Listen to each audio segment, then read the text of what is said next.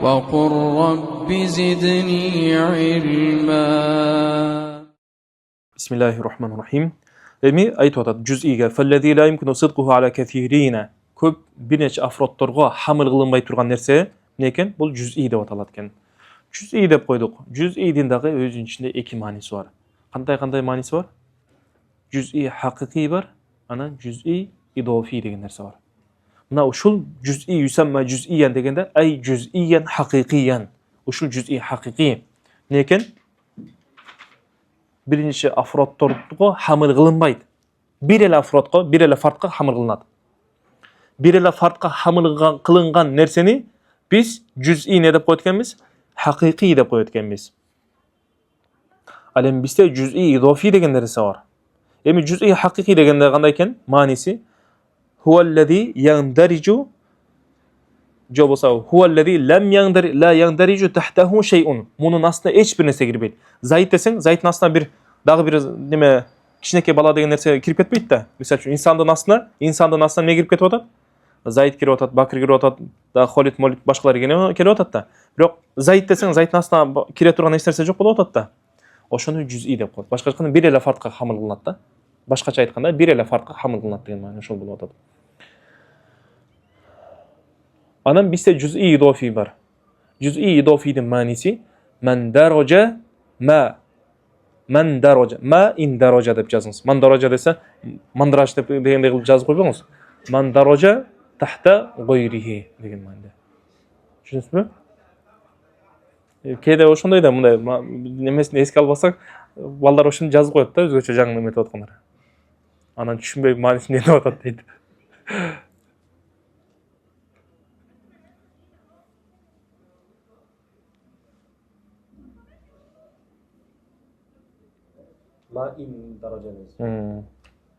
Маин даража десем Хамза Котаи болуп деп түшүнүп калышыңыз мүмкүн. Хамза Котаи эмес, ман даража десем сиз бир кылып жазып коюшуңуз мүмкүн. Эми кантип айтайын эмне? Анан ин даража десеңиз болот. Ин даража десеңиз болбой калат. Демек, ман даража тахта гойрихи. Демек, бул өзү башканын астында эмне болот экен? Кирет экен. Мундарич болот экен. Башкача айтканда, буга башка нерсе келип эмне кылат экен? Хамыл кылынат, ошону айтат. Мисалы үчүн инсан деп айта турган болсок, инсандыкка айта турган болсок, эмне болуп атат? Бул жүзий идофий болуп атат. Инсан өзү биз буга чейин эмне деп айтканбыз? Күлли деп айтканбыз. Бирок жүзий идофий не тараптан болуп атат? Анткени бул хайвандын астына киргендиктен. Ал инсан башка хайван астына кирүү деген мааниси эмне экен? Ошого хайван хамыл кылынат. Ал инсану хайван деп айтылат турган болсо. Жана ошондой эле неме дагы эмне экен? Зайтка дагы биз инсанды эмне кылат экенбиз? Ман даража тахта гойрихи деп айтабыз да. Зайтка. Демек, зайтка эки түрдө тариф берсек болот.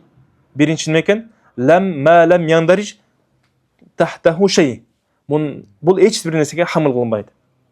Өзүнөн башка нерсеге хамыл кылынбайт. Бир эле затка хамыл кылынат деген мааниде. Эми экинчи мааниси эмне болуп атат?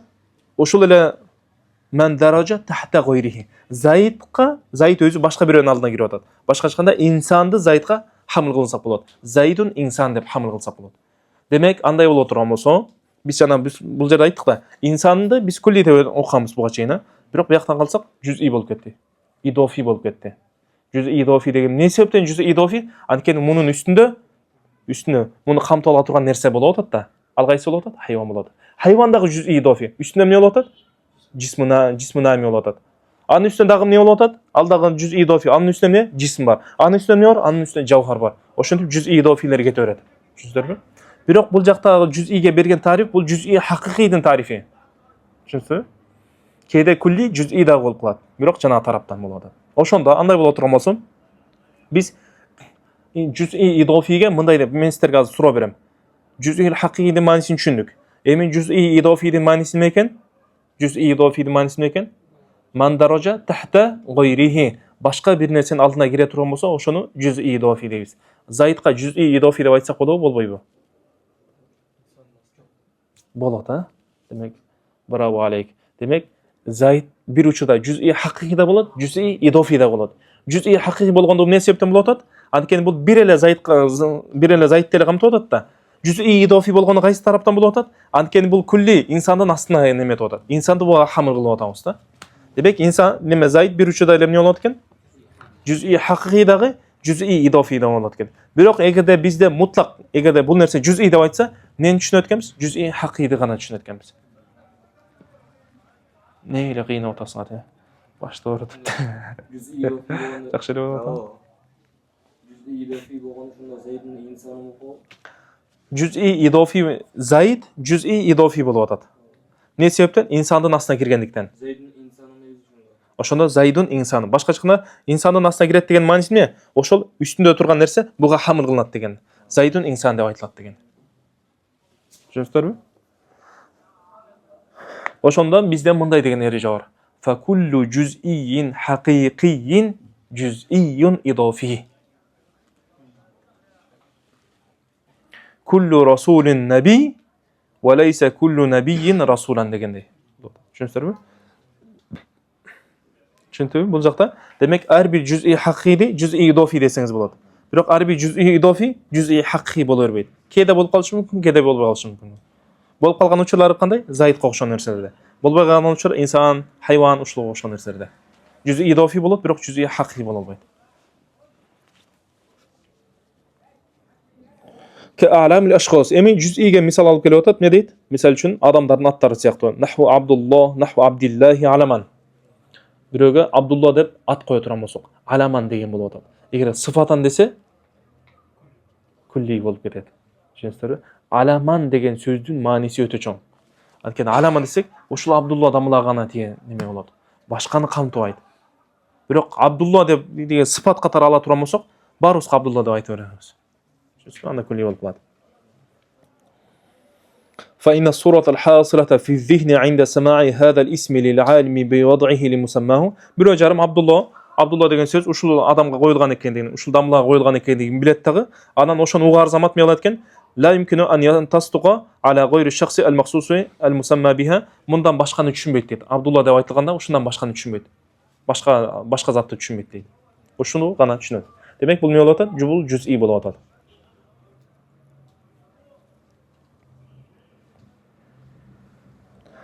والذي يمكن صدقه على كثيرين يسمى كليا. Demek bir neçe afrodlarga sodiq bo'la turgan narsani nega deb qo'yganmiz?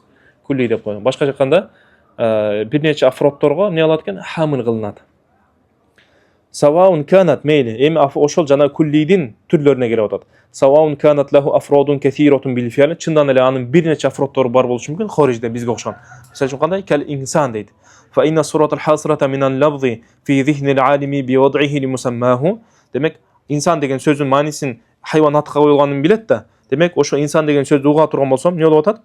Bul insan degen so'zning manisi deysingmi, je surati deysingmi ayrimasi yo'q. Manisi ne bo'lib o'tadi?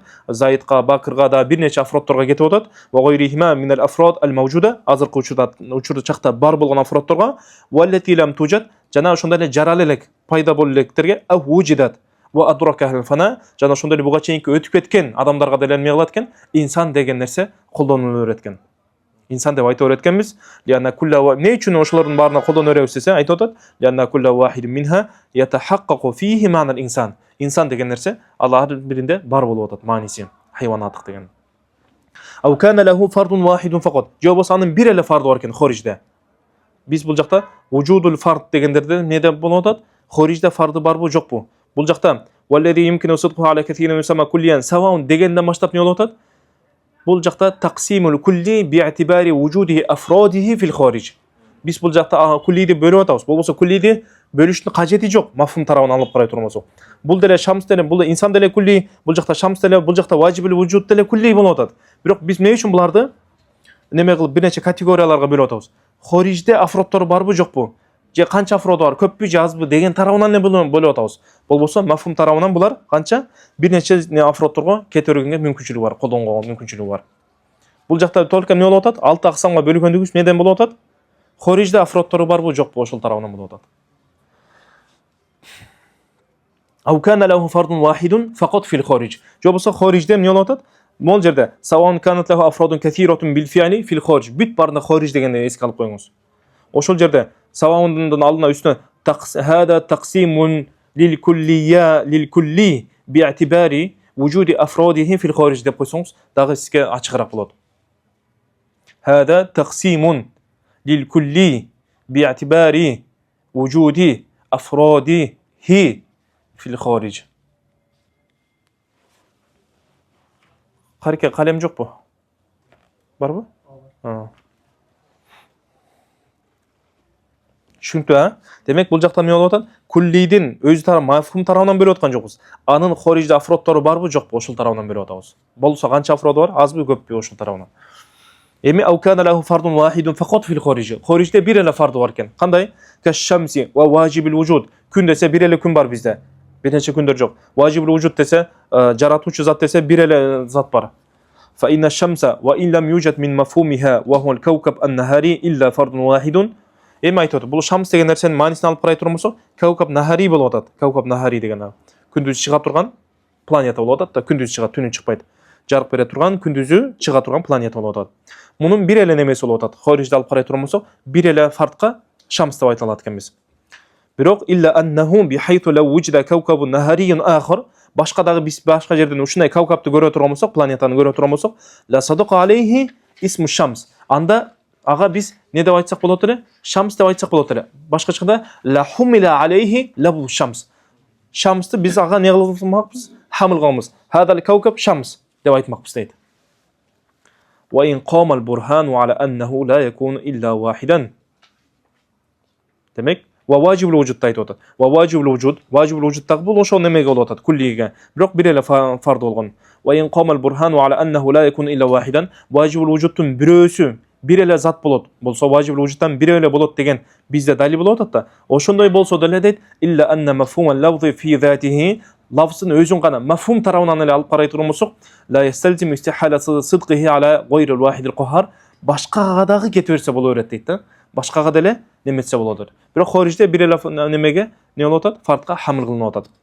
Ау лам юджат мин афрод, үчүнчү кысым. Ау лам юджат мин афродихи шейун аслан фил хориж. Хорижде бир дагы афроду жок экен. Кандай? Кал маъдуми вал мустахил. Маъдум жок нерсе деп койду. Жок нерсе деген нерсе жок да, мисалы үчүн. Могу жок нерсе деп айта албайсың да. Анда могу десең ал бар болуп калат да. Могу жок нерсе десең болбой калат да. Анда бар жок деген болуп калат да, танакут болуп калат. Демек, маъдум жок нерсе десе, бул не болот? Жок нерсе деген мааниси, бир нече немеге кете бериши мүмкүн. Жок деген нерсеге кете бериши мүмкүн. Бирок хорижде анын могу жок деп көрсөтө албайсың да. Чын кыйын болуп кетет да. Турабы? Ошол сыңар бул жакта вал мустахил, мүмкүн эмес болгон нерсе. Мүмкүн эмес нерсе деп айта турган болсок, валла шей, жок нерсе деп айта турган болсок, жок нерсе. Бул жакта айтып атат. Фа инна хадил калимат ва иллам юджат мин афродиха шей. Хорижде бир дагы муларды чагылдырып берген бизде алла шей деген жок нерсе деген нерсе жок да алдыбызда. Мына ушулну жок нерсе деп айта албайбыз да. Ушул десең бар болуп калат да. Айтып атат. Фа инна хадил ва иллам юджат мин афродиха шей илля анна ал-алима биwadhihi li ma'aniha yuqaddiru sidqaha ala al-afrad allati tantabiq alayha mafhumatuha allati tantabiq alayha mafhumatuha. Эми айтып атат. Бирок бул жакта эмне болот дейт? Эми анын маанисин билген адам эмне болот дейт? Угуу арзамат. Демек бул бир эле немеге колдонулбайт экен да, бир эле нерсеге чектелбейт экен да. Мафхумда бир нерсе нече нерсеге кете берет экен. Эгер бир мафхумда бир жок болгон нерсе боло турган болсо, мафхумда ден соолук жок десе, ден соолукка жокко кете берет. Акча жок десе, акча жокко кете берет. Сабак жок десе, сабак жокко ошолорго кете берет. Бирок хорижде жок деген нерсе барбы? Жок да. Бирок мафхумда айтып бересиз. Могу нерсе жок, тиги нерсе жок, бул нерсе жок, мындай нерсе жок деген нерседе ошол могу нерсе жок, тиги нерсе жоктун баарына маадум деп айтыла берет. Түшүнүңүздөрбү? Маадум деп айта бересиз. Бирок хорижде эмне болуп атат? Алдыбызда ал нерсе жок болуп атат. Түшүндүңүзбү?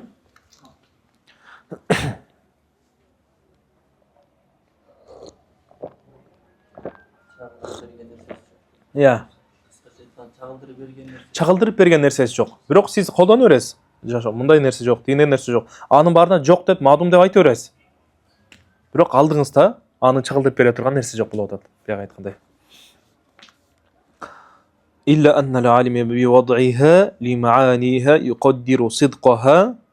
Sidqaha дегенде домир гайсга айтып атат, ма'аниха айтып атат. Yuqaddiru sidqa hadhihi al-ma'ani 'ala al-afrad allati tantabiqu 'alayha. 'Alayha дегенде домир гайсга айтып атат, афродко кетип атат. Mafhumatuha tantabiqtun faili болуп атат.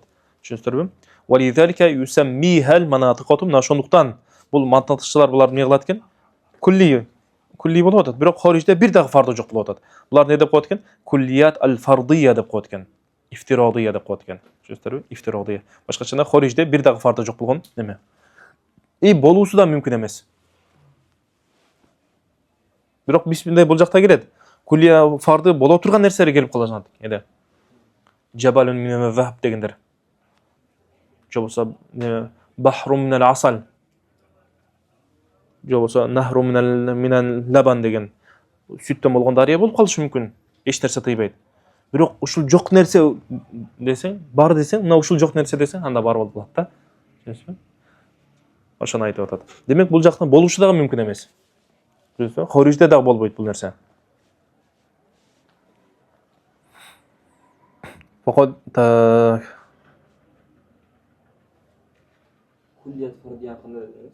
Куллиятул фардия ошону болуп атат жана. Куллиятул фардия дегенибиз хорижде немесе афроддор жок, болушу дагы мүмкүн эмес. Түшүнөсүзбү?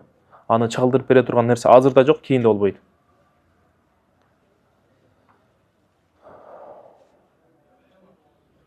Ошол нерселердин жоктугу кулли болуп калып атат. Жок болгондугу эмне болуп атат? Кулли болуп калып атат. Жок. Бул жакта биз кулли болушу мафхумун эле айтканбыз да. Биз мафхумун алып карайбыз. Бул нерсеге жок десеңиз болот, бул нерсеге жок десеңиз болот, мафхум зейинде. Бирок хорижде мына ушул нерсе жок десеңиз болбой калат да. Мафхум тарабынан жок деп айта беребиз. Мафхум тарабынан неме беребиз? Мафхум тараптан бул жок деген нерсе бир нече жок нерселерге кете берет. Бул деген нерсеге маадум деп айтайт, бул нерсеге маадум, бул нерсеге маадум, бул нерсеге маадум деп кете берет. Бирок алдыбызда аны бир чалдырып бере турган, мисалы үчүн күн деген сөз Кавкаб Нахари деп айттык да. Бирок аны чалдырып берген нерсе турат да. Bir gün to'liq bo'lsa da bir gün var da Xudoga shukr. Biroq bu ma'dumni chaldırıp bergan narsa, mana ushul ma'dum deb ayta olasizmi? Ayta olmaysiz. Ushul jarayondan bo'lib o'tadi-da. Tushundingizmi? Tushundingizmi? Damla.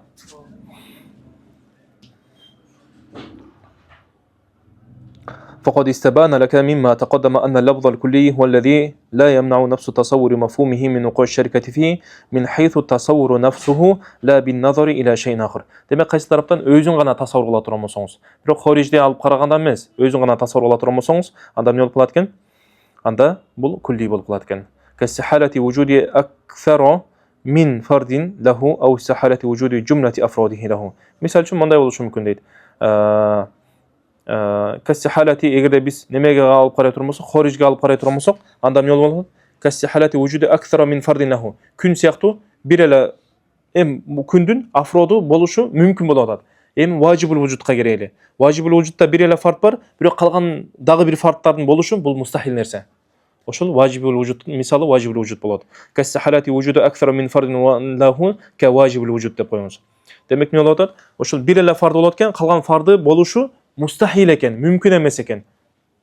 Bul ne bolot? Vacibul vujud bolot. Aw istihalati wujudi jumlati afrodihi. Jol bolsa taqlala bardyk afrodlar ne bolot eken, boluşu mustahil eken. Misal ganda kal kulliyat al fardiyya bolot. Kulliyat fardiyya siyaktуу. Түшүнүңүзбү? Ошондой сыяктуу болуп атат. Демек бул жакта биз кулли болуш үчүн эмне кылабыз? Кайра эле жанагы сөздү айтып атат. Анын мафхумуна карайбыз, хориjdеги немесине карабайбыз деп атат. Түшүндүңбү?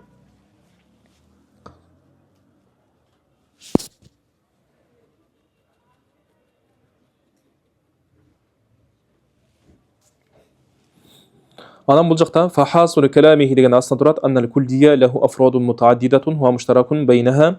Кулли дегенде эмне болуш керек экен? Bir neçe afrodları bolo turganday dengelde oluş gereken. Annal kulliye huwa ma yakunu bihaythu an yakuna lahu afrodun mutaaddidatun degen ma'nide. Biroq lahu afrodun mutaaddidatun bil fi'l degen ma'nide emas. Köp afrodlar emas. Lahu afrod dep koysa жетиштүү болот ошол жер. Huwa mushtarakun baynaha ошол арасында mushtarak болот. La bi hasabil kharij, bal bi hasabil mafhum. Mafhum тарабынан не болот? Түшүнүңүздөрбү? Eğer xorij deyip turamazsak, anda bul bolbay kalat. Ne için dese? Li cavazi imtina'i ba'di afrodihi ve adamiha. Ankeni kebirki afrodlar xorijde bolbay kalışı mümkün, je takır bolbay kalışı mümkün. Eç qanday bir dağı fark bolbay kalışı mümkün. Bal manatul kulliya. Kulliya degende nege qarayt ekemiz? İllatul kulliya neken? Manat degen manisi ne? Sebebul cevabı illatul kulliya. Kulliya bolunun sebebi neken? Huwa imkanu fardil iştirak. İmkanu fardil iştirak. Başkaça aytkanda neken?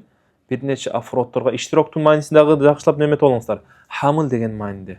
Бир нече афродторго хамыл болот деген мааниде.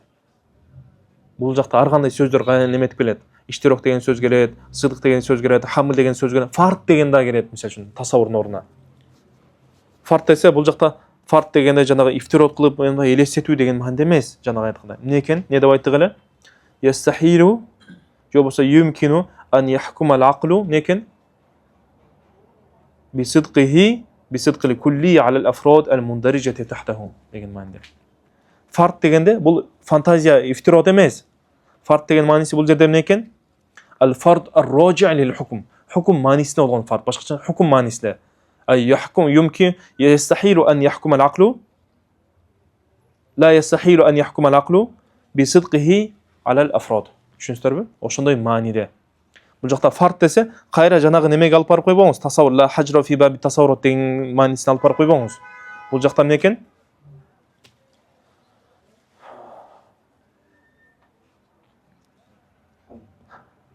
Бул жакта фардтын мааниси, иштироктун маанисин хамил деп айттык.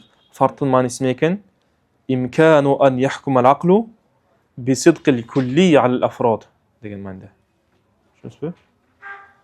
Ушул нерселерди негизи айтып кетиш керек. Болбосо бул нерселер эгерде фардул иштирок деп эле койсоң, сенде оюңда тигил жак нерсе кетип калышы мүмкүн да. Бул анда биз тасаввур бабында айттык эле болгон. Куллиди жүзүйдү кулли, маадумду мавжуд, мавжудту маадум кылып койсок боло берет эле. Дегенге кетип калышы мүмкүн зохир калам. Ошондуктан бул жерде дагы эмне экен? Хада яхтаж иля тaqyid, же болбосо иля шарх, иля идох. Фард деген сөзү дагы эмне экен? Аны дагы ачыкташыбыз керек экен дагы кененирээк кылып. Фардтын мааниси эмне экен? Ал фард ар-раджи лил хукм деген мааниде.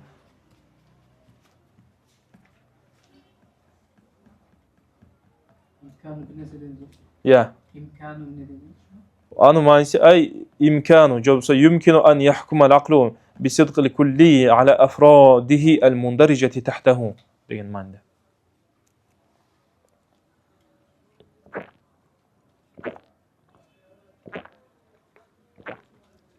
Ва манатул жуз'ияти истихалатуху алами жуз'ияттын иллаты неге байланат экен?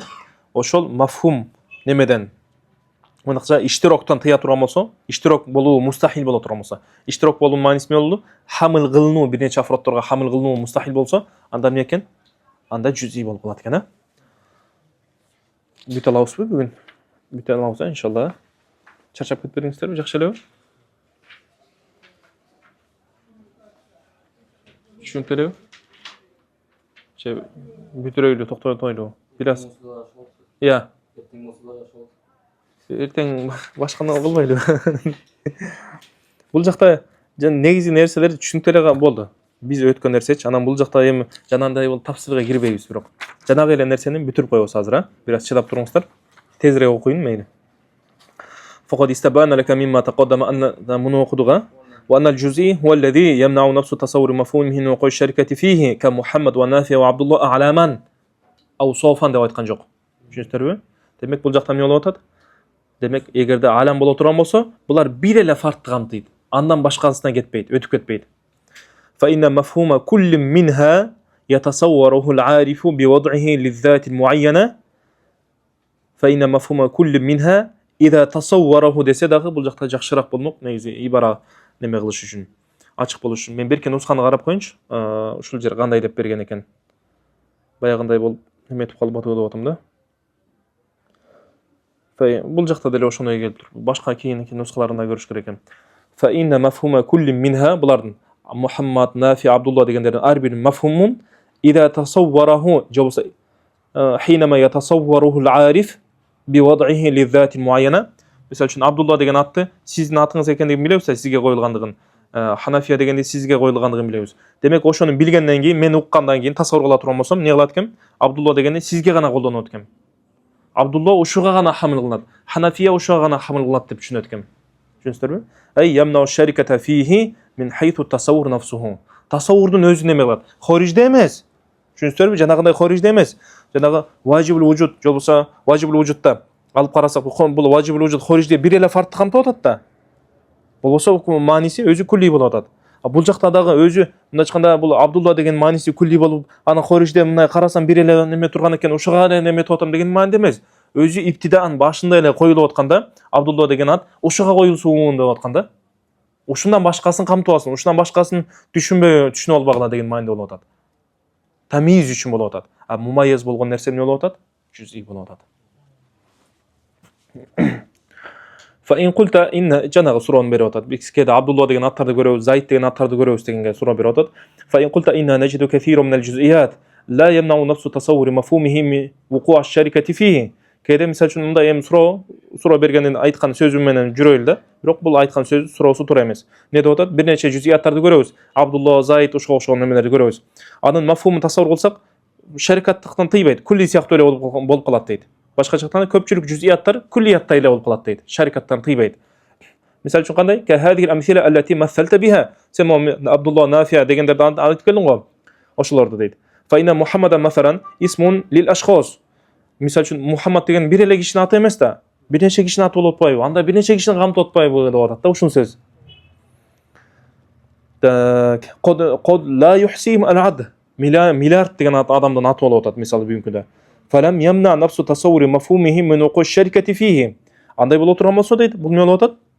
Ошол Мухаммад деген сөздүн неме мааниси эмне болуп атат? Бир нече неме афроддорду камтып алып атат. Шарикаттыктан тыйып аткан жок.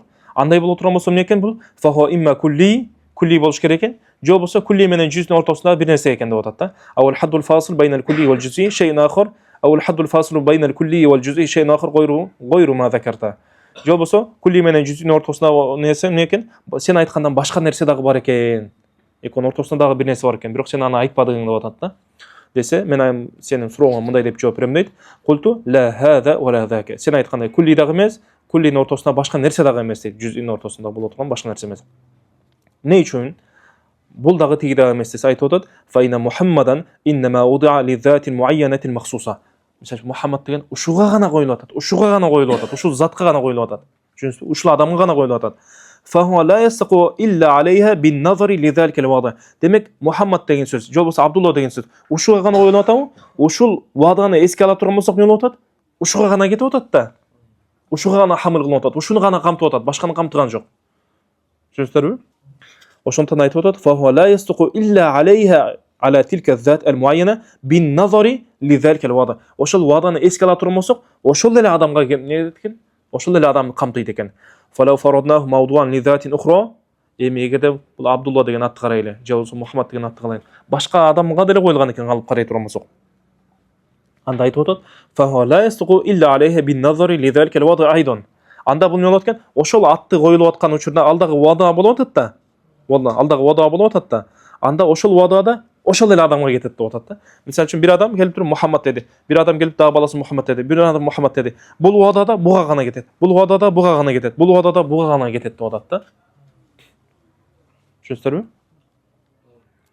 فلو فرضت فهو لا يصح إلا عليه بالنظر لذلك الوضع أيضا وهكذا فلم يكن صادقا على كثيرين بالنسبة لوضع واحد deydi. Demek bir ele vadada turup bir neçe afrodtordu kamtı ola turganday dengelde болуп аткан жок. Ал эми күллиде эмне болуш керек? Бир эле вадада туруп бир нече афродторду камтып ала тургандай болуш керек. Айырмасы ошол болуп атат. Түшүнүктүбү? وإنما تتعدد معانيه بتعدد الوضع لها. وإنما تتعدد معانيه بالقاقة كده وضعت. وإنما تتعدد معانيه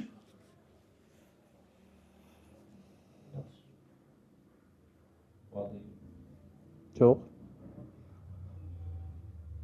وإنما تتعدد معانيه دегенде жана аттарга кетип атат.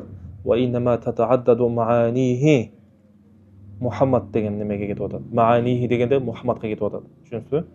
Мухаммаддын мусаммаяттары, маанихи деген максат тактап айтканда мусаммаяттар. Мухаммад деп аталган адамдар көбөйүп кетет. Не себептен? Вада көбөйгөндүктөн болуп атат. Ар бир жолго келгенде Мухаммад деп коюлуп аткан болсо, ошого жараша анын мусаммаяттары, вада көбөйгөнгө жараша, ат коюу көбөйгөнгө жараша аттар дагы эмне болот экен? Немелери көбөйүп кетет экен. Ошо аттарды чалтып бере турган мусаммаяттар, заттар көбөйөт экен. Түшүнүптүрбү? Мусаммаят деген маани дегенде бул жакта мусаммаяттарды тактап айтканда заттарды айтып атат. Түшүнүптүрбү? Ва иннама татааддаду маанихи дегенде домир кайсыга кайтат экен? Мухаммад дегенге кайтат экен. Жок болсо немеге неметсе дагы мусаммаятуха деп жана альфаздарга алып барсак да болот. Мухаммад, Али, Холид деп айтып келди го. Бул жакта Нафия, Абдулла дегендер. Ва инма татааддаду мааниха би тааддуди ал-awda'i laha. Мисал үчүн ушинтип кете берет. Түшүнүктүү болду, мааниси. Wa'tabir zalika fima idha kana sifatan. Эми бул нерсени сен карап көр дейт. Мухаммад деген сөздү. Ва инма татааддаду маанихи дегенди түшүнүкпү? Маанихи да домир Мухаммадга кайтат экен. Анын аттары неме эткен, заттары көбөйөт, эмне себептен? Ат көбөйгөн сайын. Эми бул жакта айтып атат. Wa'tabir zalika ошол Мухаммадты сен ошону карап көр дейт. Идha kana sifatan. Сыпат катары колдонуп көр дейт. Сыпат катары, ат, алам катары колдонбой, сыпат катары колдонуп турган болсоң, fa innahu yasduqu ala kulli man humidat sajayahu bin nazari ila wad'in wahid. Анда эмне болуп калып атат? Бир эле учурда, бир вадада Мухаммад деген өзү коюлган да, же болбосо Карим деген коюлган. Карим эмне үчүн коюлган? Берешендикке коюлган да. Же болбосо шужа деген нерсе батырлыкка коюлган. Кимде эгерде ошол шужа деген нерсе, шажаат бар боло турмаса, кимде карамдык бар боло турмаса, анда ошонун баарын камтып алат. Анда бул эмне болуп калат? Сыпат болгондо кулли болуп калат экен. Адам болгондо жүз'i болуп калат экен. Түшүнүктүү? Ошону айтып атат. Walidhalika nahnu na'udduhu fi hadhihi al-halati sifat болгон учурда min al-kulliyat. والاشتباه إنما جاءك من عدم الالتفات إلى تعدد الوضع الذي يستلزم تعدد الموضوع له. Эми сага ишкал не тараптан келип атат? Проблема кайсы тараптан келип атат? Сен ошол жанагы ваданын көп болгондугун эске алган жоксуң дейт. Ваданын көбөйгөнүнө жараша эмне болот экен? Мавдуаттардагы аттар көбөйөт, аттарга жараша заттар дагы көбөйөт дейт. Ошол нерсени эске алып коюшуң керек эле. Fa in qulta hab anna al-amra kama taqulu. Мейли, сен айткандай болду дейли. Жанагы сен айткандай кете берели. Мисалы үчүн бир нече аудио менен коюлган экен, мындай экен деп айттың, мейли. Бирок мен канааттанган жокмун деп атат да. Afala yumkin an nafrida sidqa al-juz'i ala kathirina kama fa'alna fil kulliyat al-fardiyya. Биз жана kulliyat al-fardiyяны айтканбыз да. Биз не кылганбыз? Хорижда афроддор жок, бирок биз эмне кылсак болот? Зенде бир нече немелерге буга маужун, буга мадум деп айтып беребиз дедик го зенде. Бирок хорижда айта албайбыз дедик го. Эми ошол сыяктуу биз деле бул жүз'иди зенде бир нече афроддорго неме кылсак болбойбу деп атат да. Хамыл кыла турган болсок болбойбу? Мейли хорижде эмес, зенде кылайлы деп неме кылып атат. Афала юмкину ан нафридо деген мааниси ошол болуп атат. Афала юмкину ан нафрида ай натасаввара сидqa al-juz'i. Tasavvur кылсак болбойбу? Tasavvur дегенде мааниси жанагындай мааниде. Афала юмкинуна ан яхкума aqluna بإمكاني أن يصدق هذا الجزء على كثيرين деген мааниде. Түшүнүңүздөрбү? قلت эми эгерде сен ошону сурасаң, мен сага мындай деп жооп берем. إن ذلك هدم لسور الوضع الذي يعتمد عليه في الدلالة على المعنى الموضوع. Сен мындай кыла турган болсоң, мындай айтканда, өзү маани жүз'i болуп туруп, анан бир нече афроддорго неме кылсаң, өзү бул нерсеге мааниде эмне болуп атат? Заид десең, мисалы үчүн Заид десең, ушул нерсеге колдонуп атат да, Заид. Же болбосо бул бала десең, ошол эле баланы камтып атат да, башка нерсени камтаган жок. Ошол эле учурда анан муну да камтып, ушуга да хамыл кылып, ошого карабастан ушуга да хамыл кылдыра турган болсоң, анда сен эмне кылган болосуң? Бул жакта ваданы неме кылып талкылаган болосуң дейт. Түшүнүңүздөрбү? Ваданы. Бир эле вадада коюлган болгон туруп, мисалы үчүн Заид деген бир эле вадада туруп, ошонун могу вадага да, кийинки вадага да алып бара турган болсоң, анда сен ваданы эрежесин талкылаган болосуң дейт. Түшүнүңүздөрбү? Эми бул мүмкүн эмес дейт да. Бул нерсе болбойт дейт. إن ذلك هدم لسور الوضع الذي يعتمد عليه في الدلالات على المعنى الموضوع له. Ошол лавсын, ошол коюлган маанисине далал кылууга атайын биз таяна турган ваданы сен эмне кыласың? Ташталганын чыгарасың. Вала кадалика ал-kulliyat al-fardiyya, kulliyat al-fardiyya сен айткандай эмес. Түшүнүңүздөрбү? Kulliyat al-fardiyyada сен айткандай нерсе эмес. Ал бир эле вадада туруп, мааниде зенде эмне болуп атат? Бир нече афродко кетүү неме хамыл кылына тургандай деңгээлде болуп атат. Бул жакта жүз'i андай эмес. هذا ولعلك قد فهمت مما سبق أن الكلية والجزئية من صفات المعاني لا من صفات الألفاظ. Бул жакта أن الكلية والجزئية дегенде берки жанагы бул жакта мастар маанисинде болот. Кулли болуу, жүз'i болуу деген. Бирок жанагы берки немеге тасдык бабында келген куллия, жүз'ия деген неме эмес. Куллу инсанин хайван, баъдул инсан хайван де, баъдул хайван инсан деген немени айтып аткан жок. Бул жакта кулли болуу, анан жүз'i болуу деген мааниде болуп атат. Түшүнүңүздөрбү? Kulliyata, juz'iyata dese kullu insanin hayvan, ba'dul hayvan insan деген мааниде эмес. Түшүнүңүздөрбү? Ошол кулл эмес, ошол куллия эмес. Бул жакта эмне экен? kulli juz'i деген нәрсе не екен? Сен ошону билгендирсиң дейт. Не дейт? Маанинин сыпаттарынан, маанинин өзгөчөлүктөрүнөн экен, алфаздардын сыпаттарынан өзгөчөлүктөрүнөн болбойт экендигин билип өттүң дейт. Фала якулу мына ошондуктан лиллавзи куллиюн илля мин хайсу инна маанаху кулли. Лавзга биз кулли деп айтпайбыз, бирок не тараптан? Анын мааниси кулли болгондугу үчүн лавзга кулли деп айтабыз. Болбосо өзүнө кулли деп айта албайбыз. Кама анна al-ifrada wa at-tarkiba min sifat al-alfaz lal maani. Жана ошондой эле бир лавздын муфрат болуусу, же болбосо мураккаб деп айтуубуз, бул лавздын сыпаты болуп атат, маанинин сыпаты болуп аткан жок. Фала якулу ли маана иннаху муфрадун илля би'атибари анна лавза дала алейхи муфрадун.